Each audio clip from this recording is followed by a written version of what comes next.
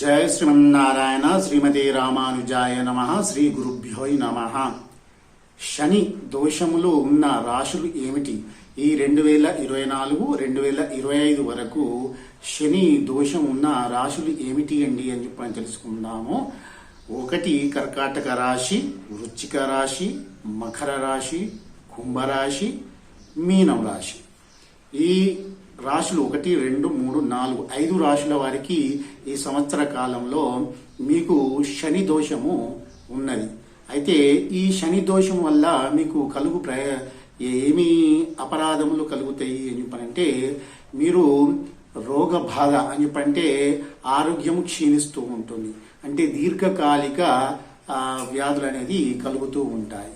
తర్వాత మీకు ఒక పని చేసినట్టయితే, ఏదైనా మీరు ఒక కార్యక్రమాన్ని ఒక పని చేయాలని చెప్పని అనుకున్నారో ఆ పని పూర్తి కాకపోవడము, తర్వాత ఖర్చులు అంటే వృధా ఖర్చులు అనేటివి ఎక్కువ జరుగుతూ ఉంటాయి. తర్వాత మీ మనసుకు అంటే ఏదైనా ఒక పని చేసినట్టయితే ఆ పని చెయ్యకుండా వేరే వాళ్ళు చేసినా కానీ ఆ పని మీరే చేసినట్టు మీకు వాటి వల్ల మీకు బాధ అనేది కలుగుతుంది. తర్వాత మనోవిచారము అనేది కలుగుతూ ఉంటుంది. తర్వాత మీకు శరీర పీడనం అనేది ఇంతకుముందు చెప్పినట్టు చాలా జరుగుతుంది. దీని ద్వారా మీకు ధన నష్టము, ప్రాణ నష్టం అనేది జరిగే అవకాశము ఉంటుంది. అయితే ఈ శని గ్రహము ఈ సంవత్సర కాలం అంటే ఈ శని గ్రహము ఏ రాశుల మీద ఎక్కువగా ఉన్నది అది తెలుసుకున్నాం కదండి. అయితే ఈ రాశులు ఏమైతే ఉన్నాయో వీటి వల్ల మనకు ఈ యొక్క శని దోషము ఈ సంవత్సరం అంటే ఒక్కొక్క సంవత్సరం ఈ యొక్క స్వస్తి శ్రీ క్రోధినామ సంవత్సరమే కాకుండా ఇంకా మిగతా సంవత్సరాలు కూడా ఉండే అవకాశం ఎక్కువగా ఉన్నది. అయితే ఒక్కొక్క రాశి మీద ఎన్ని సంవత్సరాలు ఉంటుందో ఇది తెలుసుకున్న తర్వాత దీనికి పరిహారం ఏమిటో నేను వివరిస్తాను. అయితే కర్కాటక రాశి వారికి 8వ స్థానము ఉన్నది. తర్వాత ఇది ఒక సంవత్సర కాలము ఉంటుంది, ఇది శని గ్రహ దోషము. తర్వాత వృశ్చిక వారికి అర్ధాష్టమ స్థానము అని చెప్పంటే ఇది ఒక సంవత్సర కాలము ఉంటుంది. తర్వాత మకర రాశి వారికి 1 సంవత్సరంన్నర అని చెప్పని ఉంటుంది. అంటే సంవత్సరం మీద 6 నెలలు ఈ యొక్క గ్రహ ఇది దోషం అనేది ఉంటుంది. తర్వాత కుంభరాశికి జన్మస్థానమున 2.5 సంవత్సరాలు ఉంటాడు. అయితే వారికి 2.5 సంవత్సరాలు పాటు ఉంటాడు. తర్వాత ఈ మీనరాశి వారికి 5 సంవత్సరాలు ఉంటాడు.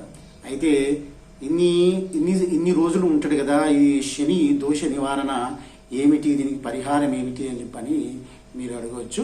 అయితే మీరు మీ ఇంటికాడ నేను ఇప్పుడు మీకు ఒక మంత్రము నేను వివరిస్తాను. అంటే ఎలాంటి మంత్రము అని చెప్పనంటే, ఇది పూర్వము నలగ మహారాజు ఏమైతే అంటే ఆయన ఒక చిన్న తప్పు వల్ల ఆయన రాజ్యాన్ని కోల్పోతాడు. కోల్పోయిన తర్వాత ఆయన కొన్ని సంవత్సరాల పాటు వేరే రాజు దగ్గర పోయి ఆయన ఒక పని చేసి తర్వాత ఆ పనికి ఈయన చాలా నష్టపోయి తన రాజ్యాన్ని అన్ని కోల్పోయి ఇతర రాజు దగ్గర పోయి కూలిగా పని చేసి తర్వాత ఆయనకి ఈ శనిగ్రహ దోషం ఉన్నది. అంటే కలిపురుషుని యొక్క పగ ఉంటుంది, శనిగ్రహ దోషం అనేది ఉంటుంది.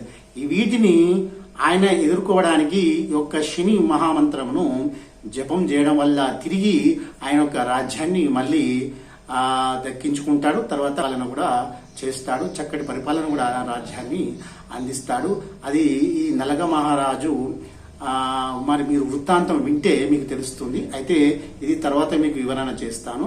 అయితే ఈ యొక్క శని మహామంత్రము ఏమిటంటే, మీరు వచ్చి నేను ఇప్పుడు నా వీడియో కింద నాది మెయిల్ ఐడి ఇస్తాను. ఈ మెయిల్ ఐడికి మీరు మీ యొక్క సమస్య ఏదైనా ఉంటే మెయిల్ ఐడికి మెయిల్ చేయండి. దాని ద్వారా మీకు ఇది మన పరిహారం ఎలా చేసుకోవాలి. ఈ యొక్క 2.5 సంవత్సరాలు సంవత్సరంన్నర ఉంది కదండి, చాలా బాధపడిపోయి చాలా నష్టం జరుగుతుంది మీకు. కాబట్టి చూసుకొని, నేను చెప్పినంత మాత్రాన మాకు నష్టం జరగలేదండి, మీరు అబద్ధాలు చెప్తున్నారు కదా అండి అని చెప్పని మీరు అడగవచ్చు. కానీ మీ జీవితంలో జరుగుతుంది అని చెప్పని అనుకుంటే మాత్రమే నా మెయిల్ ఐడికి మీరు మెయిల్ చేయండి. నేను రెగ్యులర్గా చెక్ చేస్తానండి. చెక్ చేసి మీకు పరిహారం ఇలా చేసుకోవాలని చేస్తాను.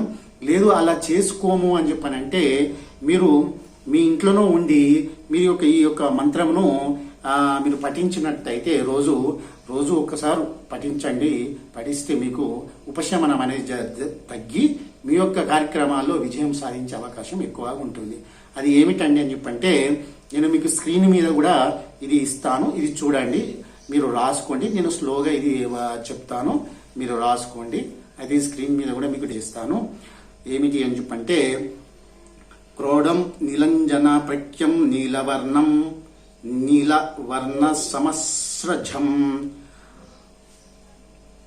ఛాయమార్థాండ సంభూతం నమస్యామి శనిచ్చరం నమో అర్కపుత్రాయ శనిచ్చరాయ నిహార వర్ణాంజనమేచకాయ శ్రుత్వా రహస్యం భవకామాదచ్చ ఫలప్రథోమి భవ సూర్యపుత్రం నమోస్తు ప్రేతరాజ కృష్ణదేవాయ వై నమః శనిచ్చరాయ క్రూరాయ శుద్ధ బుద్ధి ప్రదాయినే యబీర్నామభీం స్తౌతి తస్య తుష్టా భవామ్యహం మదియం తు భయం తస్య స్వప్నేపి నా భవిష్యతి.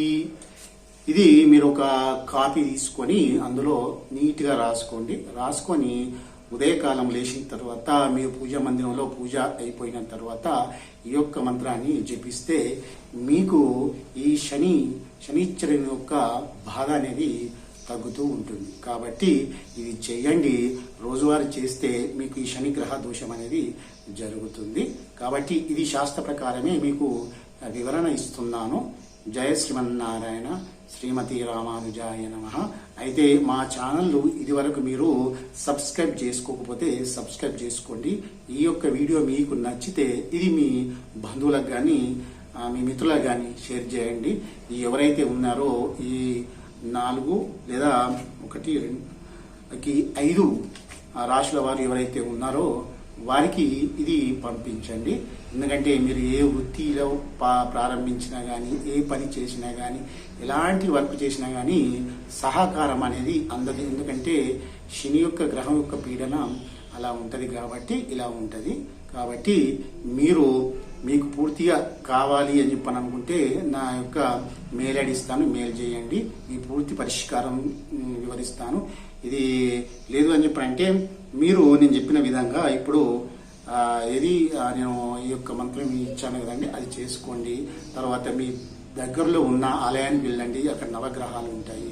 9 చుట్లు తిరిగి భగవంతుడి చుట్టూ తిరిగిన తర్వాత ప్రదక్షిణ చేసిన తర్వాత ఇక్కడ 9 ప్రదక్షిణలు చేసి భగవంతునికి శనిశ్చరునికి నల్ల వస్త్రం కానీ నల్ల నువ్వులు కానీ చాలా ఇష్టం కాబట్టి ఎవరికైనా సద్బ్రాహ్మణునికి ఇది దానం చేయండి. శ్రీమాత్రే నమః. జయ శ్రీమన్నారాయణ.